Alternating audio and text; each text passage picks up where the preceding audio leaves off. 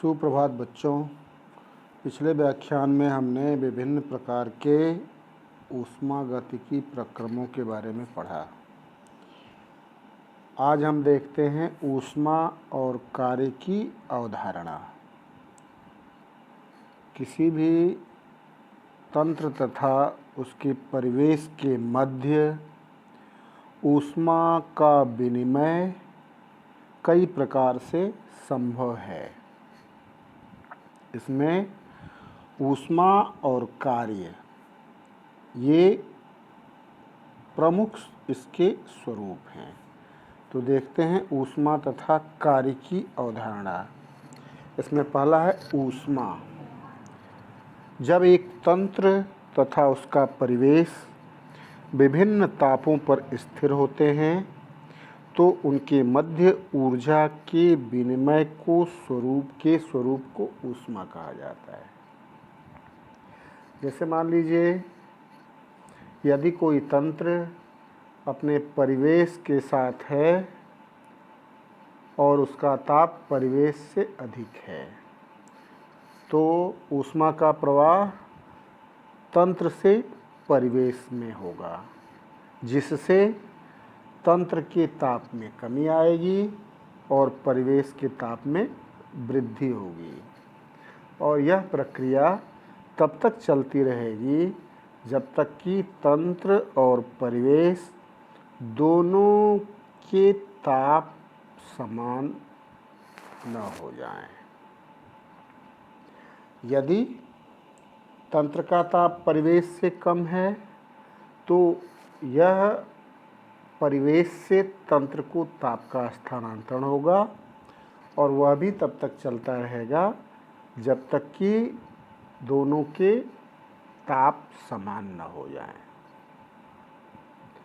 किसी भी तंत्र के द्वारा दी गई अथवा ली गई ऊष्मा को स्मॉल q से प्रदर्शित करते हैं।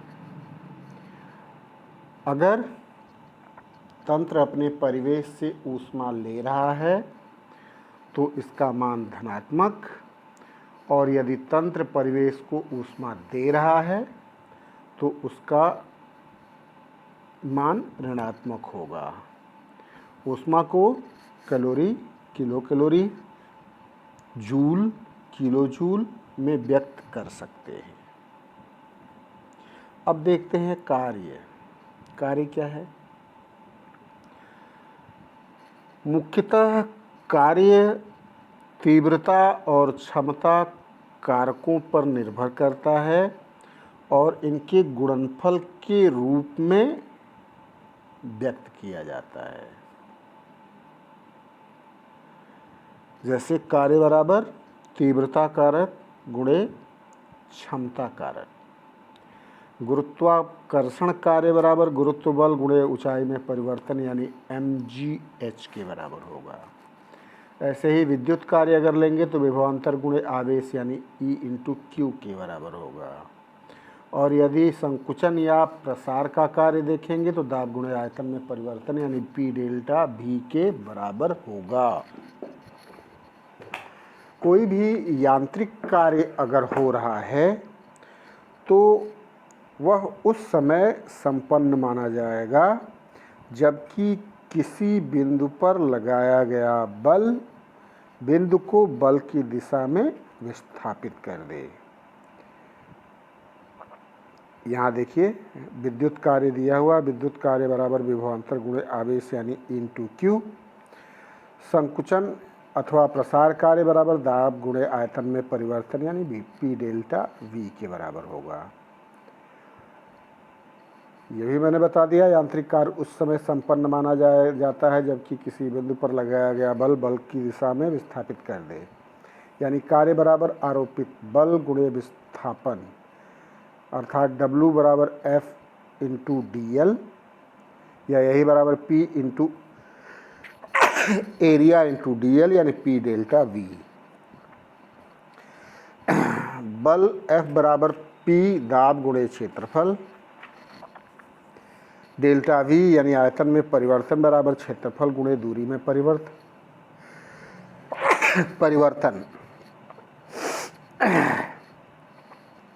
किसी तंत्र द्वारा तथा तंत्र पर किए गए कार्य को W से निरूपित करेंगे। यदि तंत्र पर कार्य किया जाता है तो इसे +W, और अगर तंत्र पर कार्य किया जाता है तो इसे -W से निरूपित करते हैं। अब दाब आयतन कार्य या प्रसार में निहित कार्य क्या होगा और इसके व्यंजक की भी उत्पत्ति कैसे करेंगे। दाब और आयतन कार्य एक यांत्रिक कार्य है और उस समय संपन्न होगा जब तंत्र तथा परिवेश अलग अलग दाब पर स्थिर होंगे। मान लीजिए कोई गैस एक चलनशील पिस्टन युक्त बेलन में स्थित है। यदि गैस का दाब परिवेश के दाब से अधिक है तो पिस्टन उस समय तक ऊपर की ओर गति करता रहेगा जब तक कि बेलन के अंदर स्थित गैस का दाब परिवेश के दाब के बराबर न हो जाए। इस प्रकरण में तंत्र परिवेश पर कार्य करता है। जैसे इसको देखें, अगर ये एक बेलन है, इसमें एक पिस्टन लगा हुआ है, ये तंत्र है, ऊपर परिवेश है। अगर इसका दाब अधिक है तो यह पिस्टन ऊपर की तरफ जाएगा, और यदि बाहर का दाब अधिक है और इसका दाब कम है तो ये पिस्टन नीचे की तरफ आएगा। जब ये ऊपर की तरफ जाएगा तो तंत्र के द्वारा परिवेश पर कार्य किया जाएगा, और जब ये नीचे की तरफ आएगा तो परिवेश के द्वारा तंत्र पर कार्य किया जाएगा। तो यह कार्य तब तक चलता रहेगा जब तक कि तंत्र और परिवेश दोनों के दाब बराबर न हो जाए। तो एक में तंत्र ऊर्जा ग्रहण करेगा, दूसरे में ऊर्जा निकालेगा। अब हम दाब आयतन कार्य के लिए व्यंजक की व्युत्पत्ति की बात करते हैं।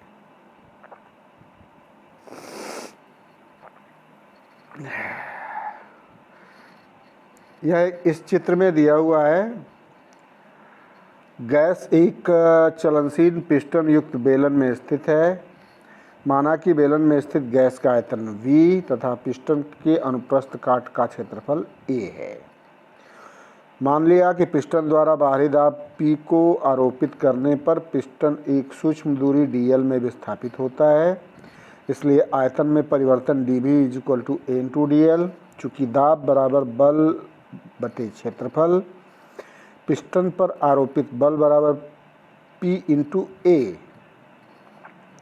यदि पिस्टन के अत्यंत लघु विस्थापन में कार्य dW हो तो dW = -P×A×dl या -P/dV, चूँकि A×dl बराबर dV होता है। इसका हम समाकलन अगर करें, यदि P का मान स्थिर हो तो किया गया कुल कार्य W within limit V1 V2 - P/dV = -P/V2 - V1 या -P∆V या W बराबर -P∆V। यह दाब आयतन कार्य का सामान्य व्यंजक है। इस समीकरण में ΔV दाब में परिवर्तन को निरूपित करता है जो गैस के अंतिम आयतन V2 तथा प्रारंभिक आयतन V1 के अंतर के बराबर होता है, यानी ΔV = V2 - V1। ऐसे ही गैस के प्रसार के लिए अगर V2 > V1 है तो ΔV V2 - V1 धनात्मक हो जाएगा या W का मान हो जाएगा ऋणात्मक -P∆V। और अगर गैस संकुचित हो रही है तो ΔV का मान ऋणात्मक होगा और W का मान धनात्मक होगा, यानी -P∆V का मान धनात्मक होगा। अब आते हैं आदर्श गैस के समतापी तथा उत्क्रमणीय प्रसार में किया गया कार्य। अगर मान लेते हैं कि कोई आदर्श गैस एक भार रहित तथा घर्षण रहित पिस्टन युक्त बेलन में T ताप पर स्थिर है, जैसे कि इस फिगर में दिखाया गया है। गैस का प्रारंभिक आयतन V1 तथा दाब P1 है।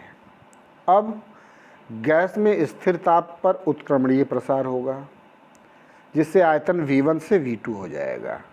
यह आयतन V1 है और यहाँ से यहाँ तक का आयतन V2 है।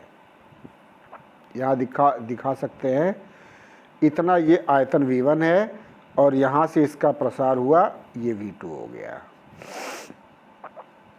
अगर यह उत्क्रमणीय प्रसार है तो यह 2 चरणों में होगा।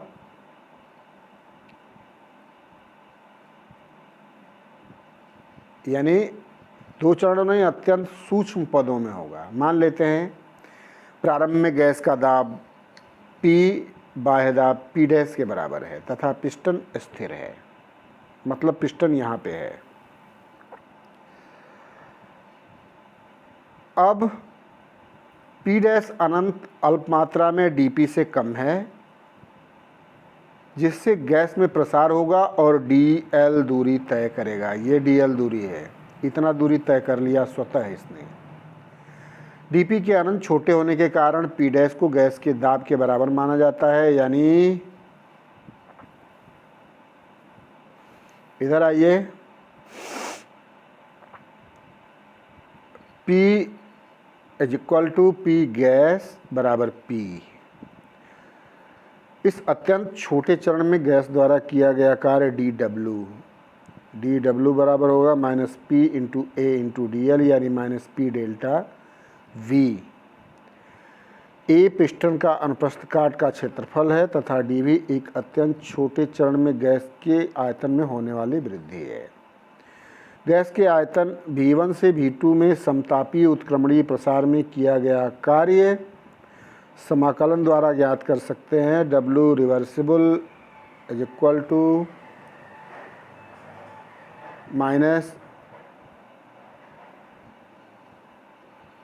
Within limit V1 to A2 PdV, या W reversible is equal to nRT by V into dV within limit V1 to E2, या ये बराबर होगा nRT dV by V within limit V1 to V2, या W reversible is equal to nRT log base E V2 बटे V1, या W reversible is equal to minus 2.303 nRT log base 10 V2 minus V2 बटे V1। आदर्श gas के लिए P1 V1 बराबर P2 V2 या V2 by V1 is equal to P1 by P2। तो यहाँ पे जो W रिवर्सिबल होगा ये that will be equal to minus 2.303 nRT log base 10 P1 by P2। यह जो समीकरण है इसमें ऋण चिन्ह ये अंकित बताता है कि गैस के प्रसार में तंत्र द्वारा कार्य किया जा रहा है। आदर्श गैस के समतापी अनुत्क्रमणीय प्रसार में जो कार्य किया जाएगा आगे देखते हैं। यदि मान लेते हैं कि किसी पिस्टन लगे बेलन में 1 डिग्री ताप पर T डिग्री ताप पर किसी आदर्श गैस का प्रारंभिक दाब तथा आयतन P1 तथा V1 है। पिस्टन के स्थिर होने की दशा में दाब P1 तथा बाह्य दाब P डैश के बराबर हो जाता है। चूँकि प्रसार अनुत्क्रमणीय है, अतः बाह्य दाब P डैश स्वतः ही P डैश से कम होकर अंतिम दाब P2 के बराबर होगा, और यहाँ पे W irreversible is equal to minus P2 into dV within limit V1 to V2, या W irreversible is equal to minus P2 V2 minus V1। किसी गैस के समतापी अनुत्क्रमणीय प्रसार द्वारा किया गया कार्य हमेशा गैस के समतापी उत्क्रमणीय प्रसार द्वारा किए गए कार्य से कम होता है। यह अभिक्रम के संपन्न होने की विधि पर निर्भर करता है।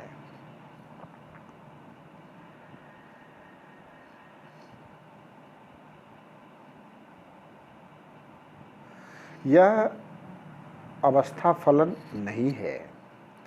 तो ये था आदर्श गैस के उत्क्रमणीय और अनुत्क्रमणीय प्रसार में किए गए कार्य। अब इनके आधार पर हम आते हैं ऊष्मागतिकी के प्रथम नियम पर। ब्रह्मांड में ऊर्जा नष्ट नहीं होती, एक स्वरूप से दूसरे स्वरूप पर में ये परिवर्तित होती है। जैसे विद्युत जनरेटर ऊर्जा को सृजित नहीं करता, यह केवल डीजल के जलने से प्राप्त यांत्रिक ऊर्जा को विद्युत ऊर्जा में परिवर्तित करता है। एक बल्ब है, विद्युत धारा प्रवाहित की जाती है, विद्युत ऊर्जा प्रकाश ऊर्जा में परिवर्तित होता है। एक विशिष्ट प्रकार की ऊर्जा तभी प्राप्त होगी जबकि किसी अन्य प्रकार के समतुल्य ऊर्जा का लोप होता है। इसी के आधार पर ऊष्मागतिकी का नियम, जिसे ऊष्मा संरक्षण का नियम भी कहते हैं, उसको दिया गया और उसके अनुसार ऊर्जा का न तो सृजन संभव है न ही विनाश, इसे केवल एक रूप से दूसरे रूप में परिवर्तित करना ही संभव है। किसी एकल तंत्र की कुल ऊर्जा सदैव स्थिर रहती है, यद्यपि यह तंत्र के अंदर एक रूप से दूसरे रूप में परिवर्तित हो सकता है। ब्रह्मांड की कुल ऊर्जा का मान स्थिर होता है। जब भी ऊर्जा की एक निश्चित मात्रा किसी रूप में विलुप्त होती है तो वह समतुल्य मात्रा में किसी अन्य रूप में उत्पन्न होती है। यदि एक तंत्र अपने परिवेश के संपर्क में है तो किसी भी क्षण तंत्र तथा परिवेश की ऊर्जाओं का योग स्थिर रहता है, चाहे वह किसी भी प्रकार से दोनों के मध्य वितरित होता हो। एक शाश्वत मशीन बनाना संभव नहीं है, अर्थात एक ऐसी मशीन का निर्माण नहीं किया जा सकता जो ऊर्जा का प्रयोग किए बिना कार्य करती रहे। यह जो ऊष्मागतिकी का प्रथम नियम है, यह केवल आनुभविक है, इसका सैद्धांतिक प्रमाण नहीं है, लेकिन फिर भी ये सार्वभौमिक रूप से सत्य पाए जाते हैं, जिससे इस नियम की सत्यता तथा वैधता सिद्ध होती है। अब इस ऊष्मागतिकी के प्रथम नियम के आधार पर आंतरिक ऊर्जा की बात करते हैं। आंतरिक ऊर्जा तथा आंतरिक ऊर्जा परिवर्तन में आंतरिक ऊर्जा क्या है?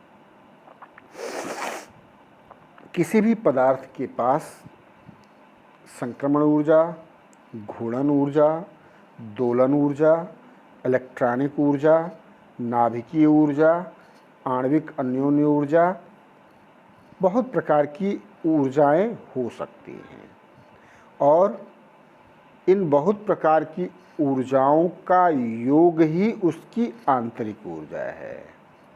या हम ये कह सकते हैं कि किसी पदार्थ की एक निश्चित दशा में उसकी एक निश्चित मात्रा से संबद्ध कुल ऊर्जा को उस दशा में उस पदार्थ की आंतरिक ऊर्जा कह सकते हैं। यहाँ आंतरिक ऊर्जा को U से प्रदर्शित करते हैं और इसको U बराबर ET plus EJ plus EV plus EN plus EL, यानी सभी प्रकार की ऊर्जाएं। ET है ट्रांसलेशनल एनर्जी, EJ है रोटेशनल एनर्जी, EV है वाइब्रेशनल एनर्जी, EN है न्यूक्लियर एनर्जी और EL जो है वो मॉलिक्यूलर इंटरैक्शन एनर्जी है। मतलब किसी भी पदार्थ के अंदर जितनी भी ऊर्जाएं विद्यमान हैं उन सभी ऊर्जाओं के योग को उसकी आंतरिक ऊर्जा कहते हैं। अलग अलग पदार्थों की आंतरिक ऊर्जाएं अलग अलग होती हैं। जैसे कमरे के ताप पर द्रव जल के 1 मोल की आंतरिक ऊर्जा किसी अन्य ताप पर आंतरिक ऊर्जा से भिन्न होगी। अब इस पे देखते हैं आंतरिक ऊर्जा परिवर्तन।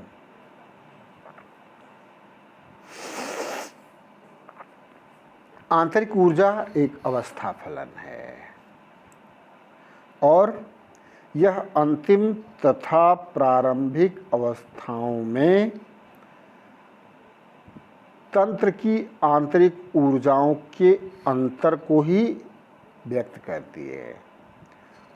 मतलब निरपेक्ष रूप से अगर कोई स्थिर अवस्था है तो आंतरिक ऊर्जा का मापन संभव नहीं है।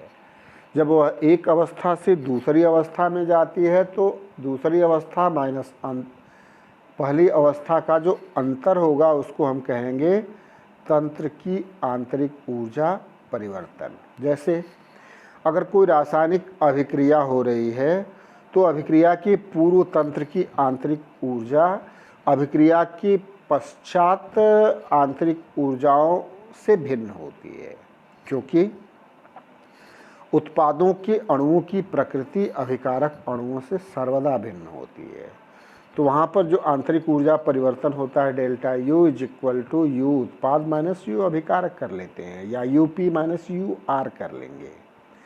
तो यह अवस्था फलन है जो अंतिम और प्रारंभिक अवस्थाओं पर निर्भर करता है। अब आते हैं ऊष्मागतिकी के प्रथम नियम का गणितीय सूत्रीकरण। इसमें क्या है, किसी तंत्र की आंतरिक ऊर्जा को व्यक्त कर सकते हैं तंत्र से ऊर्जा को प्रविष्ट कर या उससे ऊर्जा ग्रहण कर, अथवा तंत्र पर कार्य कर, अथवा तंत्र के द्वारा कार्य संपन्न कराकर। मान लेते हैं किसी विशिष्ट दशा में एक तंत्र की आंतरिक ऊर्जा का मान U1 तथा तंत्र को Q ऊष्मा अगर दी गई तो उस दशा में उसकी आंतरिक ऊर्जा का मान U1 से बढ़ के U1 + Q हो जाता है। अब यदि तंत्र पर W कार्य किया जाने से उसकी आंतरिक ऊर्जा में वृद्धि होगी। यह अंतिम अवस्था में तंत्र की आंतरिक ऊर्जा का मान U2 हो जाएगा, यानी U2 = U1 + Q + W, या U2 - UN = Q + W, या डेल्टा U = Q + W। यह ऊष्मागतिकी के प्रथम नियम का गणितीय स्वरूप है। डेल्टा U = Q + W, अर्थात आंतरिक ऊर्जा में परिवर्तन बराबर तंत्र को दी गई ऊष्मा प्लस तंत्र पर किया गया कार्य। इसे ऊष्मागतिकी के प्रथम नियम का गणितीय कथन माना जाता है। इसके आधार पर अगर समतापी प्रक्रम को देखें तो इस प्रक्रम में डेल्टा T = 0, तो डेल्टा U = 0 हो जाएगा, तब Q - W होगा। अर्थात समतापीय प्रक्रम में तंत्र द्वारा किया गया कार्य अवशोषित ऊष्मा के बराबर होगा तथा तंत्र की आंतरिक ऊर्जा में कोई परिवर्तन नहीं होता है। ऐसे ही देखते हैं रुद्धोष्म प्रक्रम। यहाँ से देखिए, ये रुद्धोष्म प्रक्रम में क्या होगा, डेल्टा Q = 0, अतः डेल्टा U = W, या माइनस डेल्टा U = W। अर्थात रुद्धोष्म प्रक्रम में निकाय द्वारा किया गया कार्य उसकी आंतरिक ऊर्जा में कमी के कारण होता है। एक होता है समायतनिक प्रक्रम। इसमें क्या होता है,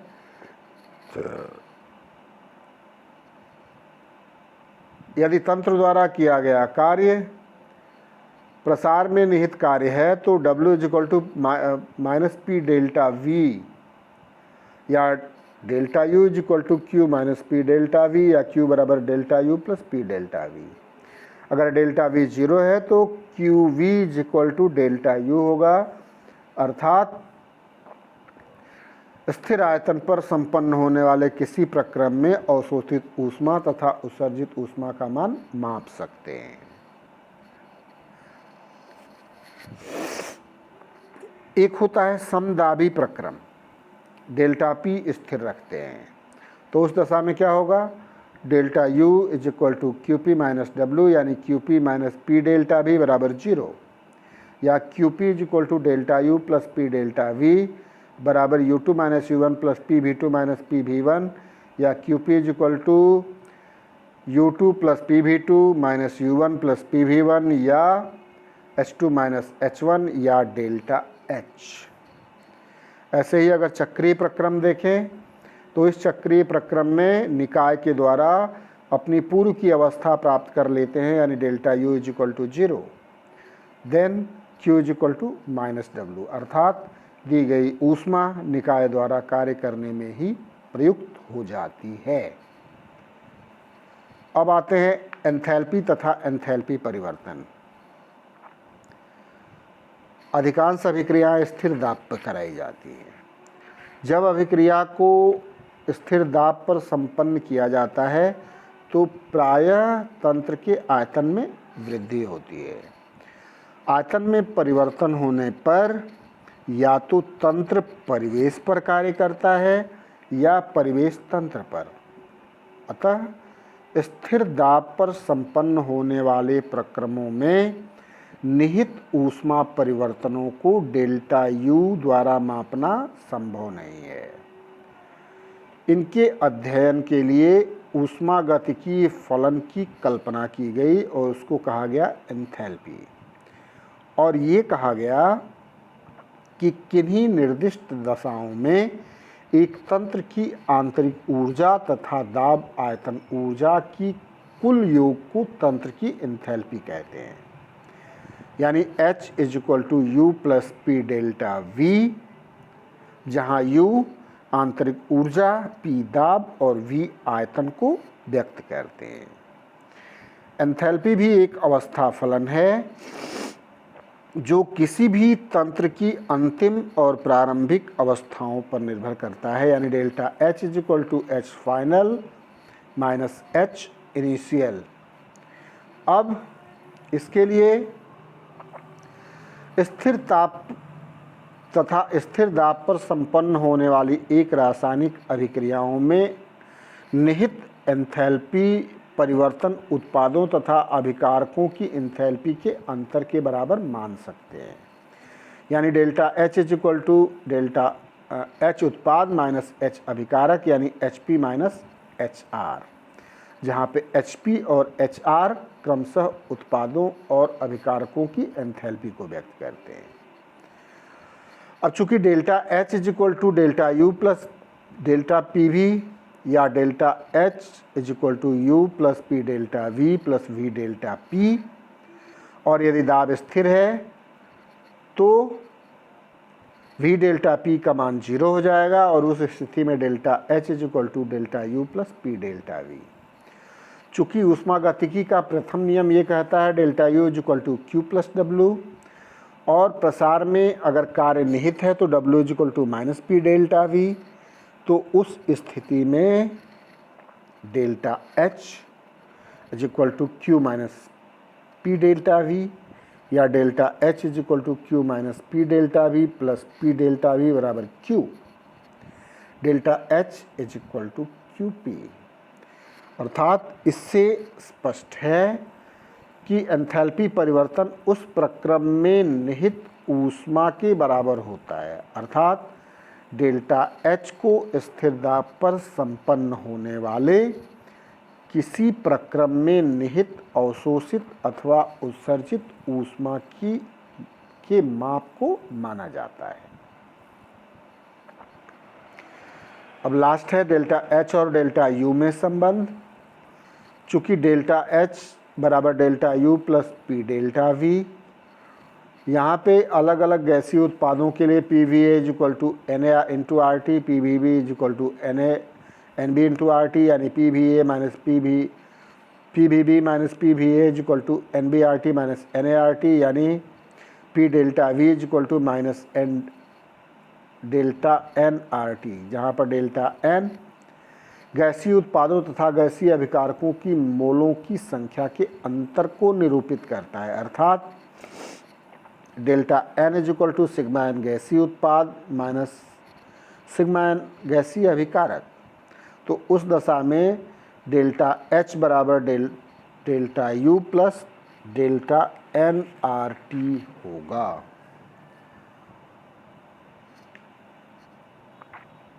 अब जब मान लें delta N is equal to 0 तो delta H is equal to delta U हो जाएगा।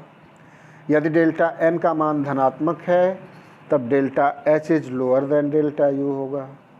यदि डेल्टा n का मान, ऊपर ऋणात्मक था, धनात्मक है, तो delta H is greater than delta U।